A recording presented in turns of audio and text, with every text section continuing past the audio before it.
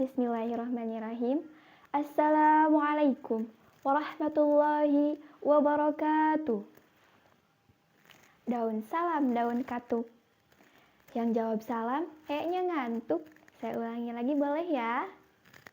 Assalamualaikum warahmatullahi wabarakatuh. Malam-malam beli opak. Jawab salam kurang kompak. Saya ulangi lagi deh. Assalamualaikum warahmatullahi wabarakatuh.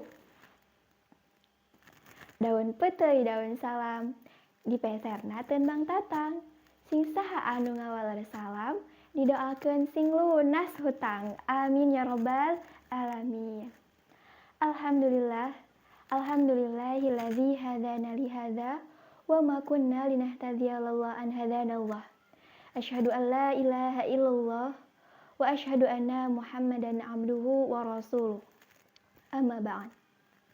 Qala Allah Ta'ala fil Qur'anil Karim, a'udzu billahi minasyaitonir rajim. Walau anna ahlal qura amanu wattaqau lafatahna 'alaihim barakatin minas sama'i wal ard. Walakin kadzabu fa akhadnahum bima kanu yaksibun. Shadaqallahul azim al-ayah. Untuk mengawali haflah mubarakah ini, lantunan puja penghias rasa serta puji penghias hati marilah kita panjatkan kepada Zat Ilahi Robbi atas segala nikmat yang tak henti-henti. Bukan rumah mewah berpagar besi, di depannya mobil Mercy, perabotan kursi dan TV, pakaian rapih berdasi, makanan keju dan roti, hidup senang banyak bini, yang satu mirip Ashanti, satu lagi kayak Nikita Mirzani. Tapi mohon maaf, tidak usah diteruskan karena saya bukan host kabar-kabari atau silet yang ada di RCTI yang bersembunyi di balik kata kabar terkini. Padahal isinya gibah sana, gunjing sini. Lantas apa? Apa yang harus? Apa yang wajib kita syukuri? Bersyukur karena Allah telah menjadikan Islam agama tertinggi dengan Al-Quran sebagai kitabnya yang suci untuk membimbing kita ke jalan yang hakiki. Syukur atas nikmat jasmani juga nikmat rohani. Dan yang paling inti, yakni nikmat iman dan Islam yang terpatri dalam hati. Itulah nikmat yang patut kita syukuri. Salawat serta salam semoga tetap tercurah limpahkan kepada Ayahanda Fatimah, buah hati Aminah, jantungnya kota Mekkah, intannya kota Madinah, sang Rasul mulia pengemban amanah, penumpas jahiliyah dan proklamator Islamiyah, yakni Nabiyana wa Rasulana Muhammad Sallallahu Alaihi Wasallam. Tidak lupa kepada para ahli, para kerabat serta sahabat, tabi'in dan tabi'at, dan semoga sampai kepada kita selaku umatnya yang senantiasa taat dan bersolawat agar di akhirat mendapat syafaat. Allahumma sholli ala Muhammad. Ikhwan wal akhwat rahimakumullah. Pada kesempatan kali ini, kita akan berbincang santai mengenai sejarah peradaban Mesir dan pengaruhnya terhadap dunia. Baik, saudara-saudariku sekalian yang dirahmati serta dimuliakan oleh Allah, sebelum masuk ke peradaban Mesir nih, saya mau ubah paradigma dan pola pikir kita dulu. Berbincang mengenai sejarah tentunya tidak terlepas dari pengaruhnya untuk kita di masa kini. Sederhana saja, untuk apa kita mempelajari hal-hal yang tidak bermanfaat, tidak memiliki pengaruh untuk kemajuan hidup kita? Betul apa betul? Bukankah Allah Subhanahu wa Ta'ala telah mengingatkan kita semua sebagai orang-orang beriman untuk meninggalkan hal-hal yang tidak ada manfaatnya? Dalam firman-Nya yang berbunyi, A'udzubillahi minasyaitonirrajim, walladzina hum 'anil lagwi mu'ridun, dan orang-orang yang menjauhkan diri dari perbuatan dan perkataan yang tidak berguna. Quran Surat Al-Mu'minun ayat 3.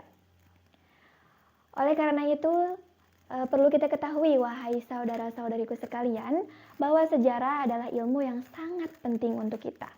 Please, jangan anggap belajar sejarah itu boring, ngantuk, dan lain sebagainya. Come on, belajar sejarah ini seru guys, asyik. Orang-orang yang tahu banyak tentang sejarah itu keren. Kita ambil contohnya Ustadz Felix Xiao, Ustadz Ali Hidayat, Ustadz Abdul Somad, di kalangan perempuannya ada Ustazah Oki Setiana Dewi. Keren kan? Bukan keren lagi itu mah, kece badai cucok meong pokoknya mah. Ada pepatah barat yang mengatakan, experience is the best teacher. Pengalaman adalah guru terbaik. Nah, sekarang saya mau tanya ke teman-teman sekalian, boleh ya? Yang namanya pengalaman itu adanya dulu atau nanti? Madi atau mudore? Sudah terjadi atau belum terjadi? Nah, pengalaman yang dulu pernah terjadi itulah sejarah. Artinya apa? Kita perlu menjadikan sejarah sebagai bahan pembelajaran hidup kita. Berkaca kepada masa lalu supaya tidak terjatuh ke lubang yang sama. Allah Subhanahu wa Ta'ala juga memerintahkan kita untuk mempelajari sejarah dalam firman-Nya yang berbunyi, A'udzubillahi minasyaitonirrajim. Laqad kana fi qasasihim ibratun liulil albab. Yang lebih artinya, sesungguhnya pada kisah-kisah mereka itu terdapat pengajaran bagi orang-orang yang mempunyai akal. Al-Quran itu bukanlah cerita yang dibuat-buat, akan tetapi membenarkan kitab-kitab yang sebelumnya dan menjelaskan segala sesuatu dan sebagai petunjuk dan rahmat bagi kaum yang beriman. Quran Surat Yusuf ayat 111. Syekh Ali Jaber dalam bukunya yang berjudul Cahaya dari Madinah mengatakan 70% isi Al-Quran itu sejarah. 70%, teman-teman coba bayangkan. Dalam Al-Quran ada semua ilmu pengetahuan, teman-teman. IPA ada, sosial ada, matematika ada, akuntansi ada, paket lengkap teman-teman semua. Namun dari sekian banyak dan sekian tebalnya kitab suci umat Islam ini, dari 30 juz 114 surat, 604 halaman, 6236 ayat, yang mendominasinya adalah sejarah. Jadi sepakat ya, sejarah itu penting, sepakat.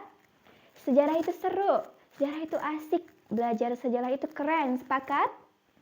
Ikhwan wal akhwat rahimakumullah. Oke, kita lanjut ke pembahasan inti kita hari ini, yaitu mengenai sejarah peradaban Mesir. Mesir memiliki banyak julukan yang luar biasa.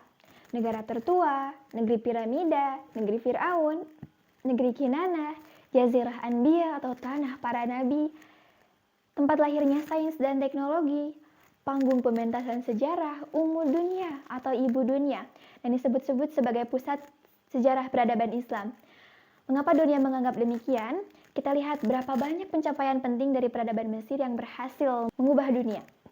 Yang pertama ada perpustakaan terkenal di Alexandria yang menjadi magnet bagi para mahasiswa bahkan sarjana di seluruh penjuru dunia. Tuan rumah dari 2 keajaiban dunia. Di antara teman-teman ada yang tahu? Pasti tahulah. Yap, betul sekali, Piramida Agung Giza dan satu lagi, mercusuar di Alexandria. Kemudian lahirnya karya seni dan teknik seperti melukis, mengukir, memahat, dan lain-lain. Ada pula kalender 365 hari, alat pengukur waktu, sungai Nil, sungai terpanjang di bumi yang menjadi sumber kehidupan penduduknya yang pada saat itu petani. Akhirnya sebelum ada Quick, ya mesin traktor itu, Mesir adalah negara pertama yang mengenal mesin pembajak. Jadi, pertama kali munculnya mesin bajak sawah dari mana teman-teman sekalian? Betul, dari Mesir, bukan dari Cianjur, oke? Permainan-permainan seperti bowling, biliar, tenis, dan permainan kartu itu berasal dari Mesir, kawan-kawan. Kemudian alat transportasi sepeda kayu, kereta kuda alias delman, atau kata orang Sunda mah keretek. Kemudian ditiru tuh sama orang-orang Garut, jadi apa? Deldom. Apa tuh? Delman dong? Domba. Biasa aja kali bilang dombanya, gak usah sambil lihat saya kayak gitu. Kemudian di bidang medisnya ada penisilin, morfin, kodein yang sampai saat ini masih digunakan oleh para peracik obat atau apoteker. Di bidang infrastruktur, Mesir mulai menemukan teori fisika seperti tanjakan dan tuas. Mesin sederhana inilah yang terus dikembangkan hingga saat ini sampai digunakan dalam peralatan konstruksi modern. Mesir juga dikenal sebagai negara yang mengenal huruf pertama kali yang dikenal dengan tulisan hieroglif. Itu adalah sedikit dari banyaknya jasa-jasa Mesir terhadap peradaban dunia. Selain itu, Mesir juga memiliki hasanah peradaban yang kaya dari zaman pra-Islam hingga kejayaan Islam. Tanah ini sangat kaya akan nilai religius dan kebudayaan dalam pentas sejarah dunia.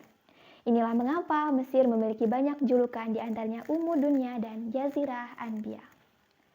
Dianugerahkannya nama Dunya dikarenakan peradaban Mesir yang dimulai sejak tahun 3200 sebelum Masehi dan mencapai kejayaannya di mana tidak ada di belahan bumi manapun kecuali hanya di Mesir di masa paranoid Helenistik, Romawi hingga Islamik, hingga pantas jika orang menyebutnya sebagai Mesir ibu dunia.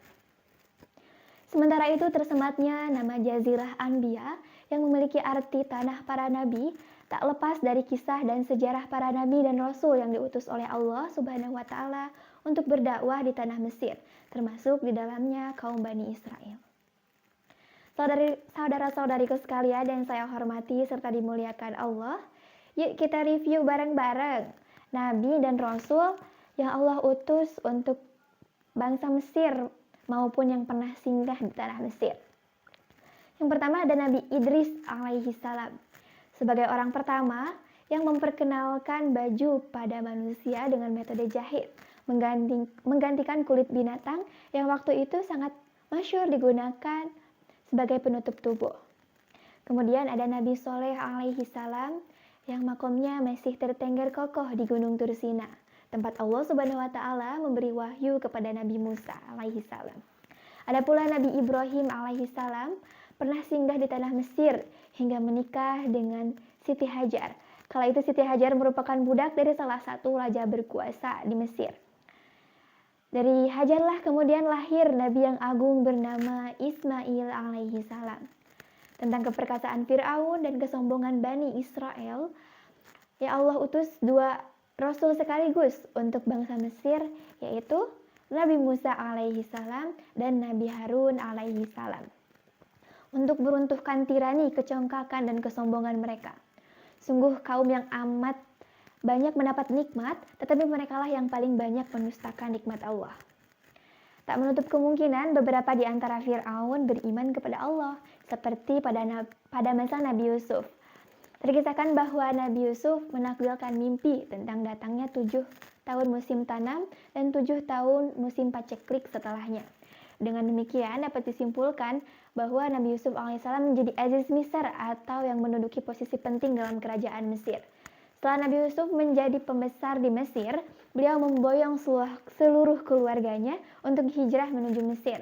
Dengan demikian, datanglah seorang nabi lagi dari tanah Mesir, yaitu Nabi Yakub alaihissalam. Yap, ayah dari Nabi Yusuf alaihissalam. Disebutkan dalam suatu riwayat bahwa ketika Nabi Isa alaihissalam kecil bersama ibundanya Sayyidah Maryam, melarikan diri dari kejaran Raja Herodes di Bethlehem karena menyelamatkan akidahnya.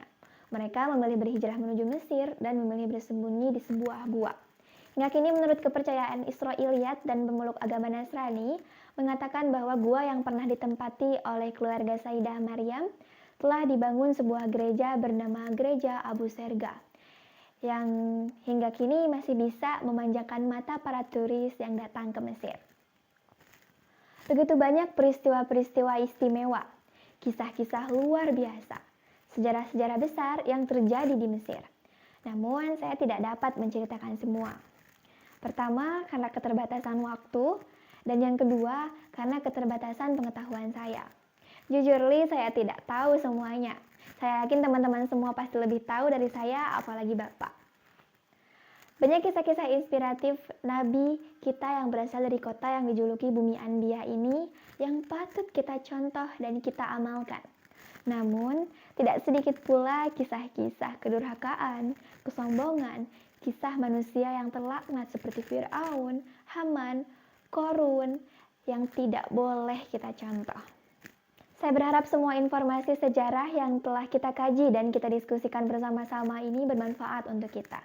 Kemudian dapat kita jadikan bekal untuk memperbaiki diri, keluarga yang kita cintai, masyarakat sekitar sini, negara yang kita tempati, bahkan seluruh penjuru bumi. Amin Allahumma amin. Jari telunjuk untuk menunjuk, cincin kawin di jari manis.